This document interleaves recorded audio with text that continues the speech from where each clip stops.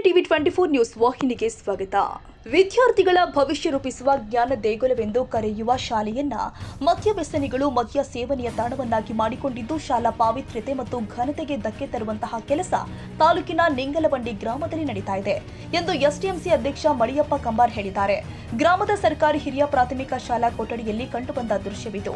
ಲಿಂಗನವಂಡಿ ಗ್ರಾಮದಲ್ಲಿ ಅಕ್ರಮ ಮದ್ಯ ಮಾರಾಟ ಮಿತಿ ಮೀರಿದ್ದು ರಾತ್ರಿ ವೇಳೆ ಕದ್ದು ಮುಚ್ಚಿ ಕುಡಿಯಲು ಮದ್ಯವ್ಯಸನಿಗಳು ಈ ಶಾಲೆಯ ಆವರಣವನ್ನ ಆಶ್ರಯಿಸಿದ್ದಾರೆ. ಶಾಲೆಗೆ ಬರುವ ಮಕ್ಕಳು ಮದ್ಯದ ಬಾಟಲ್ಗಳನ್ನು ಕಂಡು ತೆರವುಗೊಳಿಸುವಂತಹ ಸ್ಥಿತಿ ನಿರ್ಮಾಣವಾಗಿದ್ದು ಭವಿಷ್ಯದಲ್ಲಿ ಮಕ್ಕಳ ಮೇಲೆ ದುಷ್ಪರಿಣಾಮ ಬೀರುವಲ್ಲಿ ಎರಡು ಮಾತಿಲ್ಲ ಅಂತ ಗ್ರಾಮದ ಪ್ರಜ್ಞಾವಂತ ನಾಗರಿಕರು ಹಾಗೂ ಪಾಲಕರು ಆತಂಕ ವ್ಯಕ್ತಪಡಿಸಿದ್ದಾರೆ. ಮಕ್ಕಳ ದೂರಿನ ಮೇರೆಗೆ ಮಂಗಳವಾರ ಶಾಲೆಗೆ ಭೇಟಿ ಕೊಟ್ಟ ಗ್ರಾಮದ ಮುಖಂಡರು ಶಾಲಾ ಆವರಣ ಹಾಗೂ ಕೊಠಡಿಯಲ್ಲಿ ಅವ್ಯವಸ್ಥೆ ಕಂಡು ಮದ್ಯ ವ್ಯಸನಿಗಳ ವಿರುದ್ಧ ಆಕ್ರೋಶವನ್ನು ವ್ಯಕ್ತಪಡಿಸಿದ್ದಾರೆ. ಶಾಲೆಯ ಸುತ್ತಲೂ ತಡೆಗೋಡೆ ಇಲ್ಲದಿರುವುದರಿಂದ ವ್ಯಸನಿಗಳು ಸುಲಭವಾಗಿ ಶಾಲೆಯ ಪರಿಸರ ಹಾಳುಗೆಡುವಲು ಕಾರಣವಾಗಿದೆ ಅಂತ ತಡೆಗೋಡೆ ನಿರ್ಮಾಣಕ್ಕೆ ಮುಂದಾಗದ ಸಂಬಂಧಿಸಿದ ಇಲಾಖೆ ಅಧಿಕಾರಿಗಳ ವಿರುದ್ಧ ಅಸಮಾಧಾನ ವ್ಯಕ್ತಪಡಿಸಿದ್ದಾರೆ. ಗ್ರಾಮದಲ್ಲಿ ಎಲ್ಲಂದರಲ್ಲಿ ಅಕ್ರಮ ಮದ್ಯ ಮಾರಾಟ ಜೋರಾಗಿದ್ದು ನಿರ್ಭಯವಾಗಿ ಮದ್ಯ ಮಾರಾಟ ಮಾಡಲಾಗ್ತಾ ಇದೆ. ಇದರಿಂದ ಕೂಲಿ ಕಾರ್ಮಿಕರು ಯುವಕರು ಮದ್ಯಕ್ಕೆ ದಾಸರಾಗಿ ಜೀವನ ಹಾಳು ಮಾಡಿಕೊಳ್ತಿದ್ದಾರೆ. ಜೊತೆಗೆ ಊರಿನ ಶಾಲೆ ಮತ್ತು ಸುತ್ತಮುತ್ತಲಿನ ಪಾವಿತ್ರ್ಯತೆಗೆ ಧಕ್ಕೆ ತರುತ್ತಿದ್ದಾರೆ.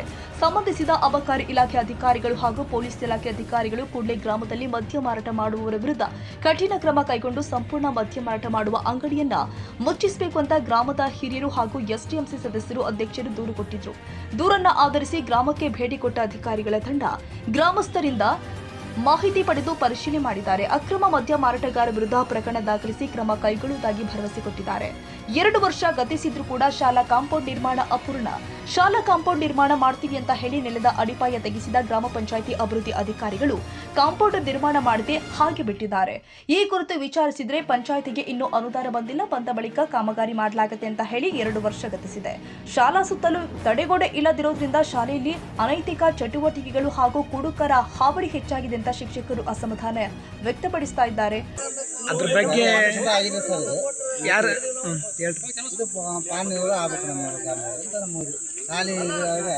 ಇಂಥ ಅಹಿತಕರ ಘಟನೆ ನಡೀತವಂದ್ರೆ ಮಕ್ಕಳ ಮೇಲೆ ಅದಕ್ಕಾಗಿ ಕೂಡಲೇ ಕ್ರಮ ಕೈಗೊಂಡು ಈ ಒಂದು ಪಾರ್ನಿಸ್ವರವನ್ನು ಮಾಡಿ ಗ್ರಾಮದ ಪಾರಮುಕ್ತ ಮಾಡಬೇಕಂತ ನಾವು ಗ್ರಾಮಸ್ಥರ ಪರವಾಗಿ ಕೇಳ್ಕೊಳ್ತೀವಿ. ಈಗ 2-3 ಸಲ ಆಗೈತೆ ಅಂತ ಹೇಳಿದ್ರೆ ಯಾರಿಗೆ ಮನೆ ಕೊಟ್ಟಿದ್ರೆ ಯಾರಿಗೆ ಕೊಟ್ಟಿಲ್ಲ ಸರ್. ತಾವಲ್ಲಿ ಇದು ಮಾಡ್ತಾರೆ ಕೆಲವೊಂದು ಕಡೆ ಹೋಗಿತ್ತು, ಅದು ಇದಾಗಿತ್ತು. ಮತ್ತು ಈ ವರ್ಷ ಇದಾಗ್ಯಾವ, ಮತ್ತೆ ಏನು ಮಾಡೋಕ್ಕಾಗಲ್ಲ. ಈಗ ಮುಂದೆ ಏನು ಮಾಡ್ಬೇಕಂತ ಮಾಡಿದ್ರು ಮುಂದೆ ಮತ್ತೆ ಶಾಲೆ ಮಕ್ಕಳು ಕರ್ಕೊಂಡು ಹೋಗಿ ಮತ್ತೆ ನಾವು ಮುನ್ನ ಅಧಿಕಾರಿಗಳಿಗೆ ಇದು ಮಾಡ್ತೀವಿ. ಮತ್ತೆ ನಮ್ಮ ಗ್ರಾಮದಲ್ಲಿ ಪಾಲನೆ ನಿಷೇಧ ಆಗಬೇಕು. ಎಲ್ಲರಿಗೂ ಕೂಡ ಕಠಿಣವಾದ ಶಿಕ್ಷೆ ಕೊಡಬೇಕು. ಅವ್ರು ಯಾರೋ ಇಲ್ಲ. ಈಗ ಬಸವರಾಜ ರಾಯರೆಡ್ಡಿ ಆರ್ಥಿಕ ಸಲಹೆಗಾರ ಗ್ರಾಮದಲ್ಲೇ ಈ ಥರ ಆಯ್ತಂದ್ರೆ ಅವ್ರ ತಾಲೂಕಲ್ಲೇ ಅವ್ರು ಸ್ವಲ್ಪ ಗಮನಕ್ಕೆ ತೊಗೊಂಬರ್ಬೇಕು. ಅವ್ರಿಗೂ ಕೂಡ ಹೇಳ್ತೀವಿ ಸರ್, ಬಂದಾಗ ಅವ್ರಿಗೂ ಕೂಡ ನಾವು ಮನವಿಯನ್ನು ಮಾಡ್ತೀವಿ.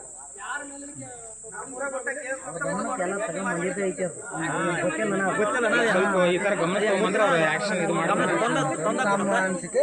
ಈಗ ಇಂಥ ಒಂದು ಶಾಲೆ ಒಳಗಿಂತ ಘಟನೆ ನಡೀತಿದ್ದಾಗ ಮತ್ತೆ ಒಂದು ಕ್ರಮ ಕೈಗೊಳ್ಳುತ್ತೆ ನಾವು ಮನವಿಯನ್ನು ಕೂಡ ಮಾಡ್ತಾ ಇದ್ದೀವಿ.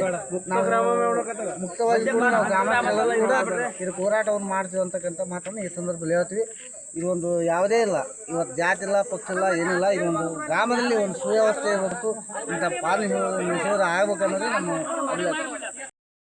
ಈಗ ಗ್ರಾಮ ಒಳಗೆ ಅಲ್ಲೆಲ್ಲಿ ಇದ್ರೊಳಗೆ ಮದ್ಯ ಮಾರಾಟ ಮಾಡ್ತಾರೆ, ಅದ್ರ ಬಗ್ಗೆ ಏನು ಹೇಳ್ತಾರೆ ನೀವು? ಮಾಡ್ತಾರೆ ಸರ್, ಮಾರಲ್ಲೇ ಇದೆ ನಮ್ಮ ಗ್ರಾಮದಲ್ಲಿ. ನಿಮ್ಗೆ ಈಗ ಮದ್ಯ ಮಾರಾಟ ಅನುಮತಿಯನ್ನು ಪಡೆದುಕೊಂಡ್ರೆ ಅನುಮತಿ ಈಗ ಅದ್ರ ಬಗ್ಗೆ ನೀವೇನಂತಾರೆ? ಗ್ರಾಮ ಒಳಗೆ ಮದ್ಯ ಮಾರಾಟ ಮಾಡಕಂತಾರ ಅಂತಂದ್ಮೇಲೆ ಅಂತ ತೆಗೆದು ಹಾಕ್ಬೇಕು, ತೆಗೆದು ಹಾಕ್ಬೇಕಂತ ನಾವು ಕೇಳ್ತೀವಿ. ಈಗ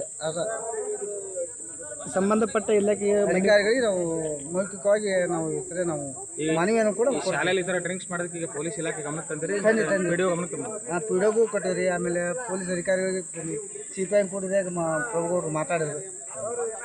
ಈಗ ಹೋಗಿ ನಾವು ಕೂಡ ಒಂದು ಲಿಖಿತವಾದಂಥ ಅರ್ಜಿ ಕೊಡ್ತೀವಿ ಕೂಡ ರಾಯರೆಡ್ಡಿ ಸಾಹೇಬ್ರಿಗೆ ಮಾತಾಡ್ತೀವಿ.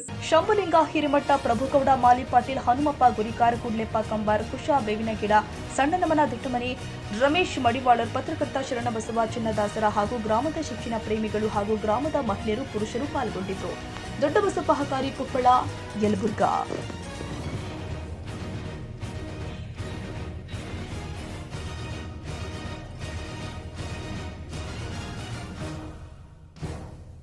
ಕನ್ನಡಿಗರ ಮೆಚ್ಚಿನ ನಿಮ್ಮ ಟಿವಿ 24 ಕನ್ನಡ ನ್ಯೂಸ್ ವಾಹಿನಿ ಇದೀಗ ಟಿವಿಯಲ್ಲಿ ಲಭ್ಯ.